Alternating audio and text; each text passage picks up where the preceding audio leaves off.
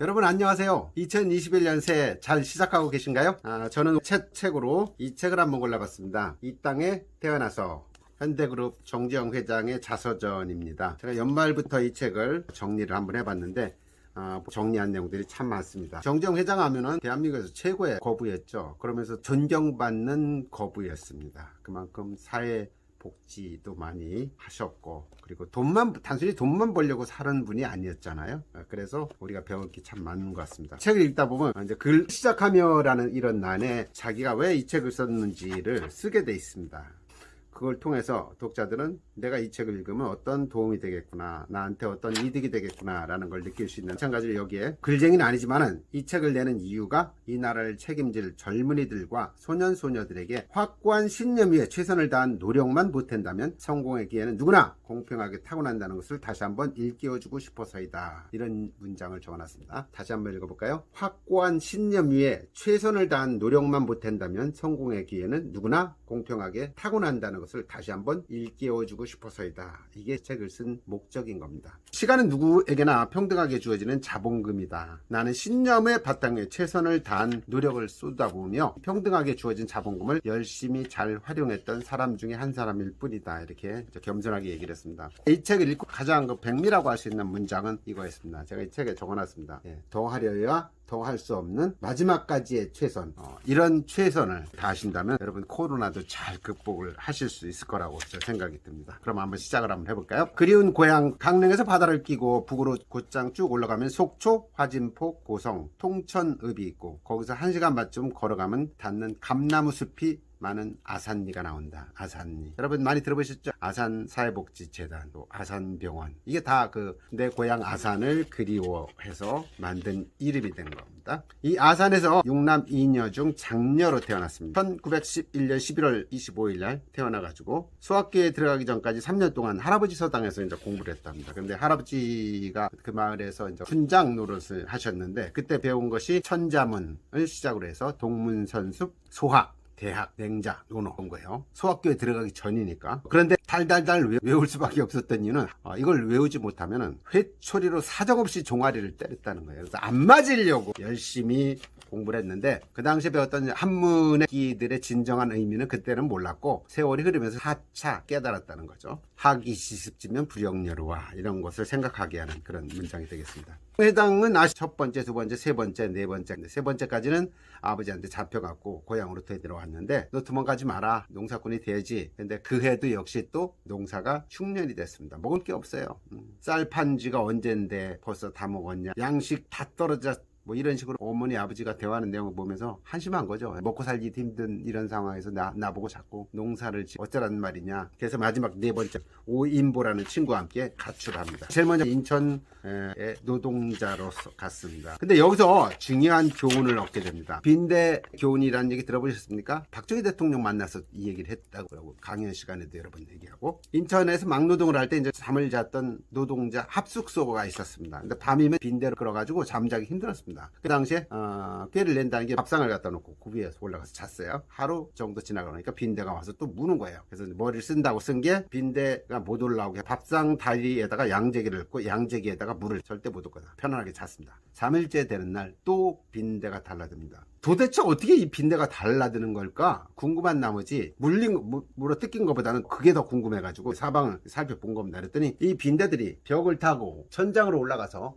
여러분 그림에 나오는 것처럼 이렇게 나를 향해서 툭툭 떨어지는 거예요. 빈대도 목적을 위해서는 머리를 쓰고 저토록 죽을 힘을 대 노력해서 성공하지 않는가. 빈대한테서도 배울 건 배우자. 인간도 무슨 일에든 절대 중도 포기하지 않고 죽을 힘을 다한 노력만 쏟아붓는다면 돌이켜보면 내 인생은 줄곧 더하려야 더할 게 없는 마지막 최선의 점철이 아닌가 싶다. 제가 문장을 썼습니다. 더하려야 더할 게 없는 마지막까지의 최선.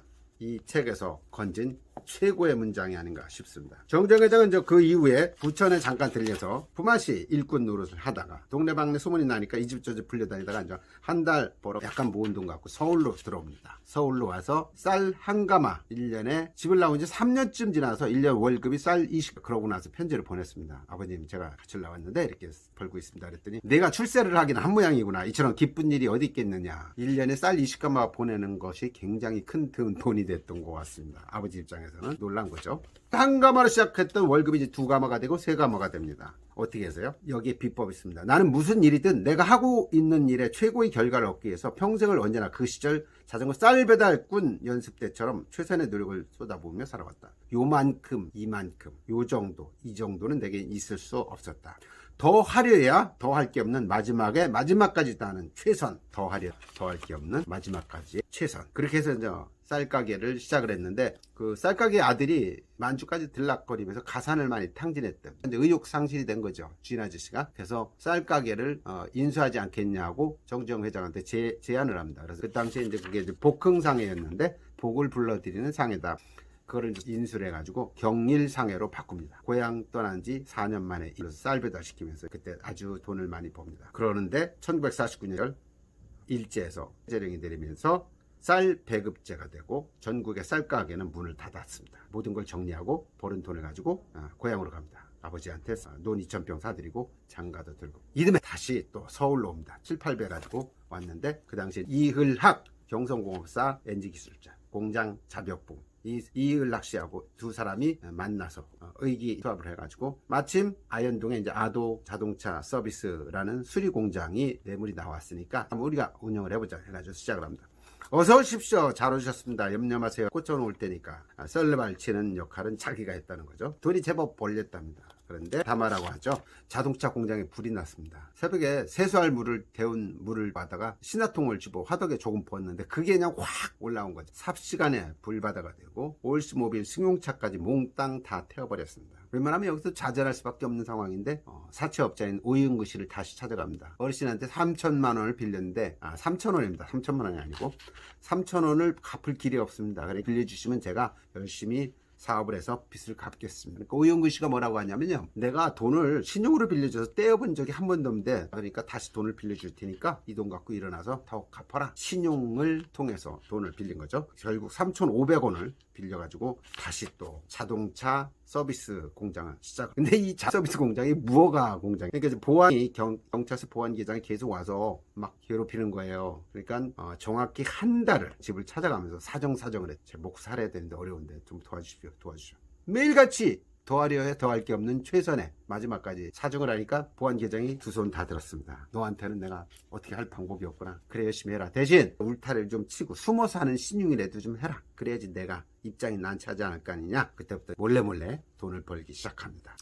현대 자동차 걸고 이제 사업을 하는데 하루는 관공서에 갔더니 자기는 10만 원 받아가는데 그 사람은 1,000만 원을 뭐 하나 봤더니 건설업을 하더라. 똑같은 시간을 들여서 하는데 왜 나는 50만 원을 받아야 되고 쟤는? 그래 시작한 게 현대건설입니다. 동생 인영이는 무지하게 반대를 했답니다. 그런데 정주영 회장은 무조건 시작을 하는 겁니다. 그때 소리를 들었는데 나는 어떤 일을 시작하든 반드시 된다는 확신 90 되게 할 수 있다는 자신감 10% 완벽한 100을 채우지 할 수 있다는 회의나 불안은 단 1%도 끼어넣지 않는다. 반드시 된다는 확신 90, 자신감 10%. 그래서 1900년 5월 25일 현대건설이 출발을 합니다. 50년도에는 1월 달에 현대토건설과 현대자동차공업사를 합병해갖고 현대건설 주식회사 설립을 합니다. 한꺼번에 두 가지 사업. 근데 50년도 기억하십니까? 6.25 사변이 터지는 해죠. 어머님을 서울에 두고 동생 인영이와 함께 한강 다리를 건너서 대전을 거쳐서 부산까지 갔을 때는 돈 한 푼 없고 옷은 한 옷 갖고 지금까지 입고 있었고 얼마나 기가 막히겠습니까? 거지 중에서도 상거지. 우연히 미군 사령부 통역 모집 광고를 봤습니다.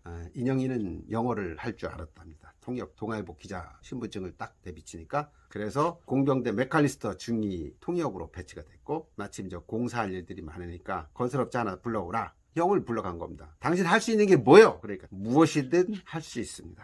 바로 미군 병사 10만 명의 하룻밤 숙소로 만드는 일을 맡았습니다. 3시간씩 자가면서 일을 다 처리를 하는 겁니다. 시키는 족족 다 하니까 한 번은 이런 일이 있었습니다. 아이젠하워 대통령 숙소 꾸며내기와 그 다음에 이엔군 묘지 단장하기. 근데 푸른 녹초로 잘 단장을 하라. 한겨울에 녹초가 어디 있습니까? 했다고 한 겁니다. 묘지 단장한 다음에 어떻게 했냐? 보리밭. 보리를 사다 다 심은 겁니다. 그리고 개회식을 행사를 할 수 있도록 해준. 당연히 호감을 받았죠. 그 이후부터 미팔군 공사는 손가락질만 하면 다 현대 것이었다. 고령교 이야기가 나옵니다. 고령교라는 거는 대구 와서 거창을 잇는 그런 달인데, 물자 수송뿐만 지리산 공비토별을 위해서도 반드시 필요했던 그런 복구공사였습니다. 휴전협정이 조인된 이후에 4월 달에 고령교 복구공사를 맡게 되는데, 당시 정부발주공사는 최대 규모였다고 합니다. 굉장히 기대가 컸겠죠. 돈도 많이 남을 거라고 생각했고, 근데 웬걸 아니었습니다. 첫 번째, 이 지역은 사토가 많았습니다. 교각이 홍수에 계속 사라지는 거예요. 엎친 데 물가가 폭등을 하는 거예요. 자고 나면 뭐 인건비, 그 다음에 노임, 자재 뛰는 겁니다. 당할 방법이 없는 거예요. 동생 인영이가, 형님 이거 중단합시다. 남는 것도 아무것도 없고 적자입니다. 간판 뜯어 내리자는 말이냐? 여기서 공사를 중단하면 그건 간판을 내리지 말자는 얘기다. 사업가는 신용이 제일인데 신용을 잃으면 끝이다. 대한민국에서 제일 가는 건설업체 만들지 않은 게 내 꿈인데 나더러 그걸 포기하라는 거냐? 무슨 일 있어도 공사는 끝낸다. 끝내야 한다. 돈이 없으니까 아우순영이 매제 김영주 땅, 최기호 땅 팔 수 있는 건 다 팔아가지고 공사를 마무리합니다. 계약 공기보다 2개월 늦었습니다. 계약 금액 58만 환이었습니다. 그 당시 6,500만 원. 계약 금액보다 배가 더 많은 적자를 나고 공사를 한 겁니다. 근데 중요한 거는 공사를 마쳤다. 적자는 났을지언정. 근데 전화위복 들어보셨나요? 한강 인도교 복구공사 나왔을 때 자격이 되니까 낙찰이 됩니다. 그래서 한강 인도교 복구공사를 통해서 40%의 공사 이익을 냈다고. 그 이후에는 오산 비행장 활주로 포장공사, 대한민국 건국 이래 최대 공사였던 미 극동군 공병단 발주 인천 제1도급 복구공사 합니다. 이 과정에서 많은 것을 배웁니다. 대충 하던 현대건설이 아니고요. 견적서 써내야 되고 또 시방서 내야 되고 미군 시방서를 보면서 거기서 이제 많은 걸 배웁니다. 또 직원들을 그걸 보내가지고 현대 직원들의 실무 교육장으로 최대한 활용을 하고, 그렇게 해서 하나하나 일어서면서 두세 번째 되는 그런 규모로 가는 거죠. 소개해드리고 싶은 게 시간의 중요성입니다. 정재홍 회장은 이봐 해봤어 라는 말하고 내일 아침까지 해놓으세요 이런 말들이 여러 개 나오죠. 아무리 어려운 일을 지시할 때도 시간을 많이 안 준다는 거예요. 그렇게 하는 이유는 저도 그게 공감이 가는 게, 뭐 시간을 많이 준다고 해서 강의를 하는데 뭐 다음 주까지 강의 일정이 잡혀있다 그러면 그 전에 강의 준비하느냐? 아니에요. 거의 임박해서 준비를 하니까 너 빨리 해라 이렇게 해놓으면은 미리 준비를 하게 된다는 거죠. 그 다음에 더하리에 더할 게 없는 최선 다듬고 다듬으면서 가는 거죠. 표현을 그렇게 해놨습니다. 시간은 한순간도 정지라는 것이 없다. 쉼 없이 흘러간다. 1초가 모여 1분이 되고 분이 모여 시간이 모여 하루가 지나간다. 하루가 쌓여 1년이 가고 10년이 가고 100년이 1000년이 간다.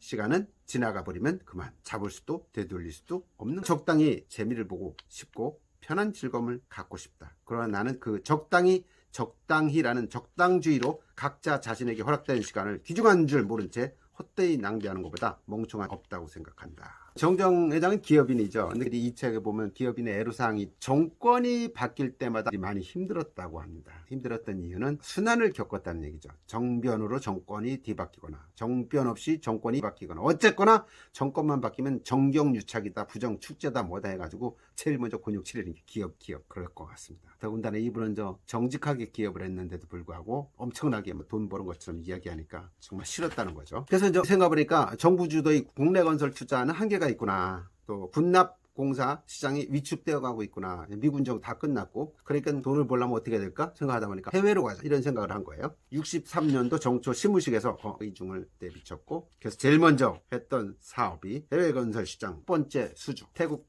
파타니 나라티왓 고속도로 공사 수주였습니다. 이것도 엄청나게 큰 공사였던 것 같습니다. 여기서 손실이 납니다. 또 고령교처럼. 근데 중요한 얘기를 하고 있습니다. 손실이 손실만으로 끝나. 그것은 말 그대로 손실이다. 그러나 손실 대신 얻는 것이 있으면 그것은 손실이 아니라 번 것이라고 나는 생각한다.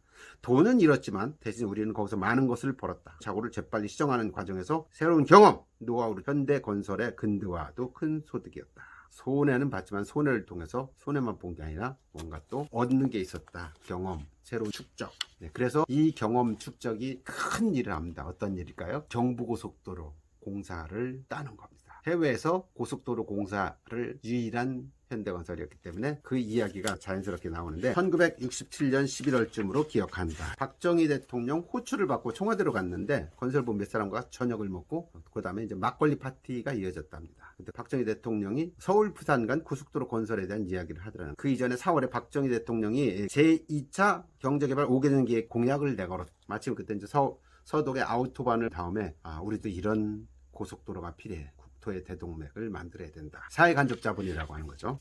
68년 2월 1일 달파움을 토대로 해서 고속도로 건설이 단군 이래 최대의 토목공사였던 경부 고속도로 건설 공사였습니다. 인원이 900만 명이 투입이 됐다고 합니다. 옥천 당제 터널 구간이 사람도 많이 죽고 난공사였단 말. 결국은 이것도 해내고 그래가지고 1970년 6월 7월 7일 예정됐던 경부고속도로 준공식이 거행이 되는 겁니다. 굉장히 감동적이었겠죠. 저도 그 당시에 경부고속도로가 건설됐다고 하면서 흑백 뉴스로 텔레비 나오던 걸 기억이 좀 납니다. 그 다음에 현대자동차. 정주영 회장은 청년 시절에 아도서비스라는 자동차를 통해서 폐차를 이렇게 고치고 자동차에 대해서는 완전히 해박하게 알고 있었던 것 같습니다. 이제 60 현대자동차 설립 허가를 받고 뛰어드는데 그 당시에는 3륜차를 생산하던 기아, 그 다음에 승용차 시장을 독점하고 있던 신진이라는 두 개 회사가 있었는데 후발 업체로 현대 뛰어들어서 이제 포니를 만들어 현대자동차가 시작이 됩니다. 정정 회장은 자동차 있는 곳에서는 어디서나 자동차를 자력으로 생산 수출할 수 있는 나라라는 이미지 덕분에 다른 상품도 덩달아 높이 평가받기 때문이다. 그래서 자동차는 달리는 국기다 라고 이야기를 하고 있습니다. 정정 회장님은 대한민국 국민들의 굉장히 높은 평가를 대목들이 나옵니다. 우리에게는 세계 제일의 무기가 있는데 그 무기란 세계에서 가장 우수한 기능공이 있다. 그리고 지난날 우리가 가난했던 책임은 국민이 아니라 국민을 이끌어 나갔던 지도층에 있었고 우리의 산업이 낙후되었던 원인은 기농공들이 신통치 않아서가 아니라 모든 경영자, 관리자, 기술자들의 능력이 미흡했기 때문이다. 훌륭하고 우수한 이들의 능력과 헌신에 힘입어가지고 머지않은 자동차 부품이 세계 시장을 휩쓰는 날이 반드시 온다고 확신한다. 그래서 그런가 요새 현대차가 무지하게 뛰고 있습니다. 주식이 27만원, 28만원 사상 최대입니다. 조선소의 꿈이 나옵니다. 세계 1위죠 우리나라가. 조선소 비하인드 스토리 이야기가 나오는데 김학렬 부총리, 박정희 대통령, 정주영 회장 간의 이야기들이 조금 나옵니다. 아마 박정희 대통령이 중화학공업을 해야 되는데 삼성에 가서 해봐라 그랬더니 자신이 없다고 한 모양이에요. 그랬더니 정주영 회장한테 와서 얘기했더니 해보겠다 하다가 일본 가서 학원 빌리려고 하고 안 되니까 아니 나도 못하겠습니다. 안 된다. 당신은 할 수 있다고 했다. 그래서 보고를 했는데 안 한다고 하면 당신이 대통령 만나서 못하겠다고 얘기해라. 그럼 그렇게 하겠습니다. 가서 박정희 대통령을 독대하는 이야기가 나옵니다. 여기저기 쫓아다녀봤지만 일본, 미국에서 상대 안 해줍니다. 그럼 못하겠습니다. 박정희 대통령이 화를 벌컥 냅니다. 앞으로 정주영 회장이 어떤 사업을 한다고 해도 전부 다 거절하시오. 정부가 상대도 하지 말란 말이오. 침묵의 시간이 흐르고 박정희 대통령이 담배를 한 대 줍니다. 담배 피지도 못하는 정주영 회장이 어쩔 수 없이 뻐끔 담배를 피우는데 박정희 대통령이 이런 얘기를 하는 겁니다. 그래 한나라의 대통령과 경제 총수 부총리가 적극 지원하겠다는데 그래 그거 하나 못하겠다고 정 회장이 여기서 체념하고 포기해요? 처음에 하겠다고 할 때는 이 쉽다고 생각했어요? 어려운 거 알았을 거 아니요? 그러면서 무슨 일 있어도 어떻게 해야지 해보고 안 되겠다 못하겠다 있을 수 있어? 할 말이 없는 거죠. 어쨌든 꼭 해야 되니까 일본 미국 다녔다니까 이번에 구라파 가서 한번 차관 빌려보셔. 어떻게든 해보세요. 알겠습니다. 더 이상 퇴로가 없구나. 그때부터는 무슨 일 있어도 내가 귀엽고 만들어야겠구나. 돈 빌리기까지 이제 여러 사람을 만난 이야기들이 하나하나 나옵니다. 동쪽 귀인이었다는 메리도는 만났는데 큰 도움이 안 됐고 서독으로 갔는데 거기서 데이비스라는 차관 주선인을 만납니다. 이제 미국인으로서 공군 전투기 조종사를 한국전에 참여를 했었던 사람이랍니다. 이 사람을 만나가지고 요청을 합니다. 영국의 버클리 은행 차관을 얻을 수 있게 좀 도와달라. 그리고 돈을 이제 빌리러 갑니다. 버클리 은행에서 롱바톰 회장을 만났습니다. 한국의 상환 능력과 잠재력도 믿음직스럽지 않아서 곤란하다. 이런 롱바톰 회장의 대답이 맥빠지겠는데 그때 기가 막힌 아이디어가 떠올랐습니다. 주머니에 있는 500원짜리 지폐를 꺼내면서 봐라 이 거북선이다. 당신네 영국 조선 역사 1800년대라고 하니까 우리는 1500년대에 이미 철갑선을 만들었다. 그래서 일본은 혼내킨 민족이다. 당신보다 조선 역사가 우리가 더 써있다. 다만 이 정부의 세국 정책으로 인해 갖고 산업화가 늦어져 갖고 한 것뿐이지 우리 능력, 아이디어는 녹슬지 않았고 잠재력은 못 믿겠냐 얘기를 하는 겁니다. 롱바톰 회장이 그때 빙그레 웃으면서 고개를 끄덕였다. 나중에 이제 버클레이 은행 회담당 부총리를 만났는데 정정 회장한테 물어봤답니다. 정정 회장은 전공이 경영학입니까? 공학입니까? 마침 그 전에 옥스퍼드 대학 졸업식 보고 온 생각이 나서 제가 이 사업기획서를 가지고 옥스퍼드 대학을 갔더니 한 번에 척 보고 경영학 박사학위를 주더라고요. 라면서 이제 농담을 한 거예요. 그러니까 그 얘기 듣고 껄껄껄 웃으면서 당신은 박사학위 받아도 되겠다라고 하면서 또 산을 또 넘어갑니다. 그래서 버클레이즈 은행을 갔습니다. 담당자가 이렇게 얘기를 하는 겁니다. 배를 만든다는 거 중요하다. 그렇지만 배를 산다는 확실한 증명을 내놓지 않으면 나는 이 차관 승인할 수가 없다. 그래서 그다음부터는 배를 살 사람을 찾으러 다닙니다. 존재하지도 않는 조선소에서 만들 배를 사줄 선주를 찾아 나서는 거예요. 울산 미포만의 황량한 바닷가, 백사장 사진하는 지역 지도 한 장, 16만 톤 유조선 도면 이 세 개를 들고 다니면서 사주세요. 이 김선달과 같은 행동을 하는 겁니다. 근데 회장의 주선으로 자기보다 더 미친 사람 선주를 찾아냈습니다. 그리스의 리바노스라는 사람이 싸게 준다고 하니까 사겠다고 그런 거예요. 그럼 좋다. 틀림없이 내가 좋은 배를 만들어 인도를 하겠다. 약속을 못 지키면 계약금에 이자를 얹어준다는 걸 은행에 지불 보증까지 하겠다. 이렇게 이야기를 하고 옵니다. 그걸 갖다 들이대니까 돈을 빌려줬고 돈을 받아갖고 옵니다. 1972년 3월 23일 현대조선소 기공식을 합니다. 박정희 대통령이 이 기공식에 참석을 했답니다. 태완선 부총리를 대동을 하고 연설에서 원고에 없던 주민들에게 당부를 하는데 조선소가 건립이 되면 앞으로 모두 다에게 좋은 일이 있을 테니 주민들도 어민들도 잘 협조 좀 하세요. 그래서 로부터 2년 만에 현대조선소 세계 최대 조선소가 건립이 되고 유조선 두 척을 건조를 해냅니다. 그 다음에 이제 중요한 거 중동 진출의 드라마입니다. 지금 도표에도 나오고 있지만은 오일 쇼크가 있지 않았습니까? 그래서 배럴당 1달러 75 원유 값이 2년도 안 돼갖고 10달러까지 무려 5배가 올라갑니다. 안 되겠다. 달러보로 가야겠다. 중동으로 가자. 결정을 내립니다. 기업에 있어서 제자리 걸음은 후퇴와 마찬가지다. 경쟁은 총칼만 휘두르지 않는 전쟁이다. 홍제전쟁에서 선두를 뺏기 우물쭈물 하다가 기선 놓치면 모두가 다 기득권을 가진 사람들한테 분할되고 고정된 시장에서 부스러기나 주워 먹을 수밖에 없다. 그냥 편하게 주저앉아 쉬운 일만 하면 회사 발전은 포기해야 하고 기업이 그런 식으로 가면 국가 발전도 희망도 없다. 그래서 중동 진출을 하는데 주베일 산업항공사 세계 건설업계가 20세기 최대의 대역사라고 불렸던 9억 3천만 달러. 이 금액이 얼마나 큰가? 우리나라 예산의 반에 해당하는 정부 예산이 지금 500조가 넘으니까 그 당시에 250조짜리 공사를 수주한 겁니다. 한 번에. 대단하죠. 공사 규모 말고도 육상과 해상에 걸친 토목 부분에 거의 모든 공정과 건축, 전기, 설비 부문까지 총동원된 종합건설 공사였다. 50만 톤급 유조선 4척을 동시에 접안시킬 수 있는 해상터미널 공사. 구조물 제작에서부터 수송, 설치까지 마쳐야 되는 대단히 어려운 공사. 근데 이걸 해냅니다. 그다음에 또 다른 일들을 계속 맡아서 합니다. 자, 그렇게 해서 오일 쇼크도 견뎌내고 여러 가지 사업을 따면서 현대 세계적인 기업으로. 여기 이런 대목이 있습니다. 생각하는 불도저. 꽤 오랫동안 내가 불도저로 불렸던 근데 하고 싶은 얘기가 있다는 거예요. 내가 학식이 없는 사람인 것은 분명하다. 그러나 학식이 없다고 해서 생각도 머리도 지혜도 없는 것은 아니다. 한 인간이 가진 자질과 능력에 대한 평가를 학교에서 배운 학식의 부피나 깊이만으로 내린다는 것은 크나큰 오류다. 그러면서 이런 이야기를 합니다.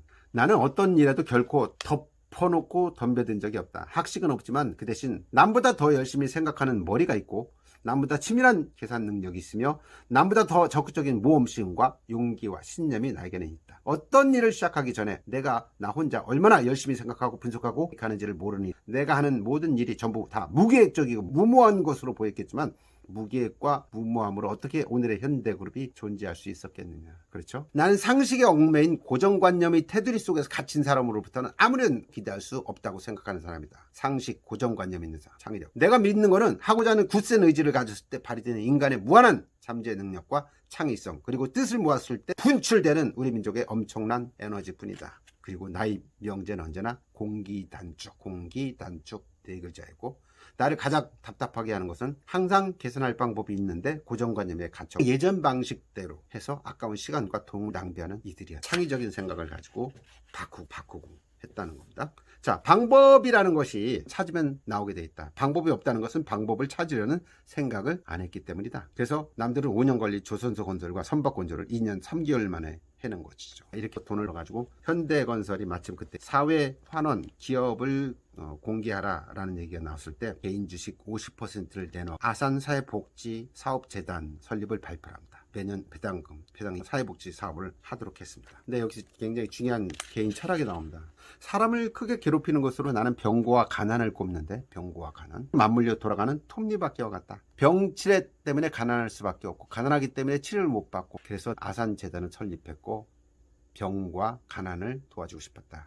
개인도 사회도 단체도 내볼 일 먼저 다 보고 나서 남는 것으로 나보다 불우한 사람을 돕겠다고 생각한다면 그것은 영원히 불가능한 일이다. 없을 때 도와줘야 된다. 일단 시작하는 게 중요하다는 정지영 회장의 철학을 볼 수 있습니다. 아산 재단을 미국의 록펠러 재단, 포드 재단에 본가는 재단을 성장시키는 것이 내 꿈이었다. 그래서 시작한 게 의료사업, 사회복지 지원, 연구개발 지원사업, 장학사업 4개 사업으로 나눠가지고 펼치는데, 정읍종합병원 기공식을 1977년 시작해서 영덕 종합병원, 정읍, 보성, 인제, 보령, 영덕 등 2개의 종합병원을 완공 개원시키고, 또 서울의 중앙병원, 금강병원을 인수해가지고 개원하고 1989년 홍천병원, 이렇게 해서 아산 재단의 전국 9개 병원을 건립을 합니다. 여기서 소외된 사람들이 무료진료를 확대해 나가는데 현재까지 8만 명이 넘는 환자들이 무료진료를 받았다. 감사한 일입니다. 그다음에 정정 회장이 이제 전경련 회장을 맡게 됩니다. 그 전에는 이제 단경련 회장 할 때, 자, 올림픽 유치에 대한 얘기를 좀 해볼게요. 서울 올림픽 유치가 원래는 박정희 대통령이 유치를 하겠다는 거를 1979년 9월 달에 발표를 합니다. 12.6 사건이 나기 전에 발표를 했는데, 그러고 나서 이제 돌아가신 거죠. 이거는 그 당시에 올림픽 유치와 관련해서 남도국 그 당시 부총리가 할 필요가 있겠냐 하는 식으로 나옵니다. 총리가 그러니까 장관들도 다 그런 생각을 갖고, 그래서 결국 이게 문교부 장관이 유치위원장을 누구를 시킬까 생각하다가 정지영 회장을 떠올린 겁니다. 그래서 사령장을 만들어서 갖고 옵니다. 무에서 유를 창조하고 강인한 추진력과 번뜩이는 기지로 현대를 세계적인 기업으로 키운 저력과 갖가지 신화를 남기면서 해외 한국 기업의 위상을 제고시킨 능력을 평가해서, 그래서 올림픽 민간 추진위원장을 사령장 줍니다. 어떻게 맡았으니까 해야지. 바덴바덴의 전력 투구 이야기가 나옵니다. IOC 김택수 위원장 도와주는 거 하나도 없고 할 일 해야겠다. 매일 아침 산책을 마치고 7시에 새벽 전략회의를 소집했답니다. 득표 상황 점검하고 전략 짜고 계속 이제 현대식의 이런 강행군, 대사관 직원 관리들도 이제 뽀르퉁 하다가 나중에는 계속 밀어붙이니까 그 분위기에 또 익숙해져 따라가는 겁니다. 기가 막힌 건 김택수 IOC 위원은 표밖에 안 나온다. 한 표는 내 거고 한 표는 대만 거다. 이렇게 공공연하게 떠들고 다녔답니다. 그러거나 말거나 홍보관도 일본 나고야 가면보다 훨씬 멋있게 해가지고 이쪽 사람들이 많이 몰리게 하고, 북한이 좀 반대를 하고 있었는데 그 반대를 무릅쓰고, 현대가 이미지가 좋았잖아요. 이 중동이나 이런데 건설업을 하면서. 그래서 이제 그런 사람들 만나면 현대에 대한 이미지가 좋으니까 이런 얘기를 많이 했다는 거예요. 우리나라 일개 사업가도 일을 맡기면 신용과 책임을 지키는데 국가가 책임지는 올림픽이다. 전혀 걱정할 필요가 없다. 당신네들도 언젠가는 개발도상국도 올림픽을 훌륭하게 치를 수 있다는 걸 보여주는 것이 아주 중요하다. 그러니까 우리가 잘 해볼 테니까 나중에 기회를 가져둘 거 아니냐. 이런 식으로 설득을 했는데 주요했다고. 그래서 IOC 위원들한테 뭘 선물을 주자. 그래서 꽃바구니를 만들어서 보내려고 했대요. 그래서 꽃이 너무 없으니까 프랑크푸르트에 아예 꽃밭을 사가지고 거기서 이제 꽃바구니를 만들어 갔군요. 이게 대박이 났다는 겁니다. IOC 위원들의 부인들이 기뻐하니까 남편도 기분이 좋아지는 거죠. 그래서 꽃이 시들 무렵감을 싱싱한 걸로 또 교체까지 해주고 이랬다는 겁니다. 그러고 나서 표밭을 분석해보니까 우리가 이길 것 같다라는 생각이 들더라는 거예요. 그런데도 지방신문은 나고야로 결정될 것이다 라고 했는데, 저도 지금 기억에 납니다. 세월 코리아 네, 27일 두 눈에서 눈물이 흐르고 있었다는. 근데 죽을 힘을 다해서 뛰었던 사람들은 가만히 있는데 재만 뿌리고 수수방관 했던 사람이 더 요란하게 떠들면서 의시되고 있어 쳐다보기 싫다는 겁니다. 현장도 공정치가 못했고, 저 비사 이런 거 보면은 관료들이 문제가 많구나라는 생각을 하게 됩니다. 반드시 짚어둘 얘기가 있다 하면서 정정 회장이 하는 얘기가 있습니다. 88 올림픽 준비 과정에서 나는 단 1원의 올림픽 관련 수익 사업도 하지 않았고 단 1원의 올림픽 시설 공사도 하지 않았다. 여기서는 돈을 안 벌었다는, 깔끔하게 했다는 얘기를 하고 있습니다. 그 다음에 이제 국토는 넓을수록 좋다. 서산 간척지 개발 사업 얘기. 서산 간척지는 A지구, B지구 이렇게 나눠져 있던 건데, 그 당시에 이제 그 정부에서 진행을 하다가 자본금이 딸리고 민간 위탁을 해서 민간이 신청을 하면은 들어주는 걸 하자. 그 당시에 이제 신청한 데가 현대하고 동아 두 군데가 했던, 현대는 이제 이 서산 간척지를 하겠다고 해서 시작을 했는데 대단히 공사죠. 총 연장 6천 방조제 공사입니다. 이쪽 저쪽에서 딱 마지막 난제 중에 난속이 초속 6m라고 그러는데 여기는 초속 8m래요. 급류가 자동차 바위 덩어리가 들어가는 순간에 쓸려 내려가고 철사로 여건 돌망태 쏟아보아도 그냥 싹 쓸려 내려가는 막을 수가 없는 거예요. 이때 떠올렸던 방법이 뭐였냐면요. 빈대에서 배운 거죠. 마침 울산에 정박시켜 놓고 있던 스웨덴 고철선 워터베이 호를 끌어다 거기다 가라앉히고 그 사이에 한번 이런 거예요.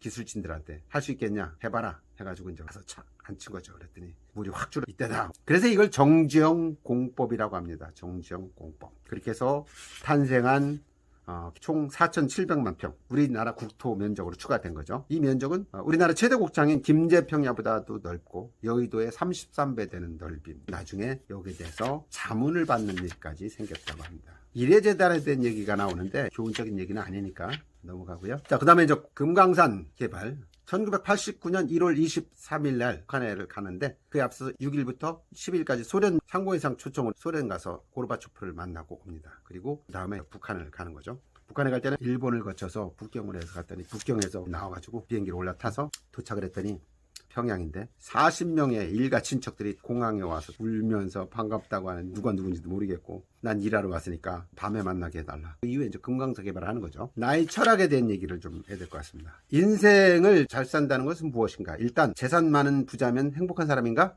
나는 그렇게 생각하지 않는다. 어떤 환경에서 태어나 어떤 위치에서 무슨 일을 하고 있든지 자기에게 맡겨진 일을 전심전력으로 이뤄내며 현재를 충실히 살 줄 아는 사람은 행복한 사람이다. 그렇죠? 현실에 충실하면서 자신의 보다 나은 에 대한 꿈으로 언제나 일하는 것이 즐겁고 작은 일에도 행복하게 생각할 줄 아는 사람은 누구든 나름대로 성공을 거둘 것이다. 그런 사람이 인생을 잘 사는 사람이라고 나는 생각한다. 그 사람이 중국 기술자든 고급 기술자든 중국집 배달 학생이든 관리든 마찬가지다. 그다음에 마지막으로 행복해질 수 있는 조건에 대한 얘기가 나오는데 첫 번째, 건강해야 된다. 건강하면 행복할 수 있다. 건강 잃고 나면 긍정적인 사고하기 어렵기 때문이다. 두 번째, 사람에 대해 다른 사람에 대한 이해의 폭을 넓게 가지고 담백하고 순수한 마음으로 살아보라. 다른 사람을 인정할 줄 아는 사람이 행복한 사람이고 자신도 크게 발전할 수 있는 소질을 가진 사람이다. 세 번째, 보다 나은 삶, 보다 나은 인간, 보다 나은 직장, 보다 나은 발전에 대해서 항상 향상심을 갖고 공부하는 사람으로 생각하는 사람으로 살아가야 한다.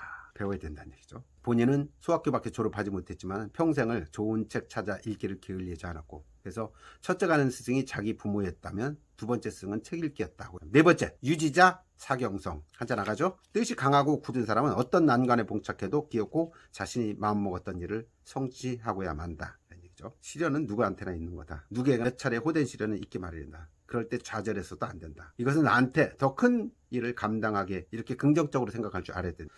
바람 나무의 뿌리를 더 깊고 단단하게 내리게 만드는 것처럼 시련은 우리를 보다 굳세고 현명하게 성장시킨다. 그러면서 이제 고령기업 복구공사 이야기도 하고 있고 태국의 고속도로 공사 이야기도 여기서 하고 있습니다. 마지막으로 이 얘기도 한번 정리를 해보겠습니다.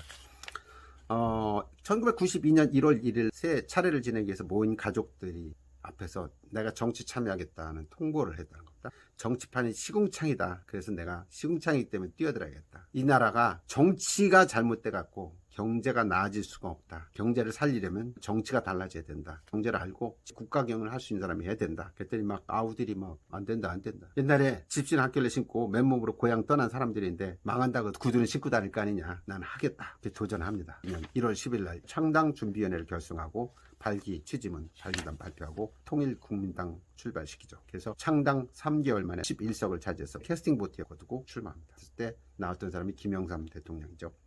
경쟁자가. 결론은 김영삼 대통령이 돼가지고 아주 정재영 회장을 갈고댔던 모양입니다. 근데 여기 마지막에 중요한 얘기가 있습니다. 혹자는 나의 대통령 출마에서의 낙선을 두고 시련이 있어도 실패는 없다라고 주장하던 내 인생의 결정적 실패라고 하는 모양이지만 나는 그렇게 생각하지 않는다. 쓰디쓴 고배를 들었고 보복 차원의 시련과 수모도 받았지만 나는 실패한 것이 없다. 오늘의 현실을 보자. 5년 전 내가 낙선한 것은 나의 실패가 아니라 YS를 선택했던 국민들의 실패고 나라를 이중형으로 YS의 실패다. 나는 그저 선거에 나가 뽑히지 못했을 뿐이다. 후회는 없다. 그 당시에 정재영 회장을 대통령을 선출했으면 이 나라가 이렇게 되지는 않았을 텐데 김영삼 대통령이 당선 결국 우리가 부도 맞고 IMF가 오고 그러지 않았습니까? 그런 생각하면 지도자를 잘 뽑아야 되는데 다음 선거에 지도자를 잘 뽑아야 될 것 같다 하는 생각이 듭니다. 강철은 두드릴수록 단단해진다는 옛말처럼 현대는 오히려 이런 시련과 탄압을 견뎌내면서 뚫고 헤쳐나갈 저항력과 자생력을 길렀다고 생각한다. 마지막 이 책을 쓴 이유가 나옵니다. 장강후랑 추전랑. 장강은 뒷물결이 앞물결을 밀듯 나아간다. 내 후대는 앞으로 나보다 더 나아질 것이고 또 그래야만 한다. 그게 간절한 희망이고, 내가 이 책을 쓰는 이유는 책을 이 땅에 밝고 새로운 희망을 위해서 젊은이들, 그리고 시련에 빠진 우리 오늘의 많은 사람들과 이 책을 읽으면서 살아온 이야기를 통해서 도전 정신을 가졌으면 좋겠다 라는 이야기를 하고 있습니다. 마지막으로 아산 사회복지재단에서 2월 25일까지 이 책을 읽고 독후감 모집하는 기간입니다. 대상부터 장려상까지 상금을 주는데, 대상은 1,000만원, 장려상 100만원까지 줍니다.